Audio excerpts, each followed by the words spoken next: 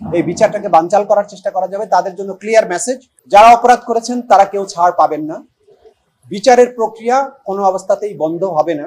এই যে ১৫০০-এরও বেশি মানুষের জীবন যাওয়া, তাদের পরিবারের প্রতি জাস্টিস করার যে চেষ্টা, সেটা রাষ্ট্রের পক্ষ থেকে নিশ্চিত করা হবে। এই ব্যাপারে আমরা আপনাদেরকে গ্যারান্টি দিচ্ছি। গণহত্যার মামলাতে গণহত্যার সংখ্যা কোনো সময় কোনো একটা মৌলিক বিষয় নয়। ৩০ লক্ষ মারা গেলেও গণহত্যা, যদি ৩০০ মারা যায়, গণহত্যার আইনগত ক্রাইটেরিয়া ফুলফিল করে, তাহলে সেটা গণহত্যা। সুতরাং এই সংখ্যাতে কিছু যায় আসছে না। আমরা আদালতের কাছে প্রমাণ করব যে ওয়াইড স্প্রেড এবং সিস্টেম্যাটিক পদ্ধতিতে মানবতা বিরোধী অপরাধের অংশ হিসাবে মানুষকে গুলি করে হত্যা করা হয়েছে কিনা। সেটার সংখ্যা ১,০০০ হতে পারে, সেটার সংখ্যা ১,৫০০ হতে পারে, সেটার সংখ্যা আরো বেশি হতে পারে, কম হতে পারে। তার জন্য বিচারিক প্রক্রিয়ায় কোনো প্রভাব পড়বে না, কারণ এটা কোনো সাধারণ মার্ডার কেস নয়।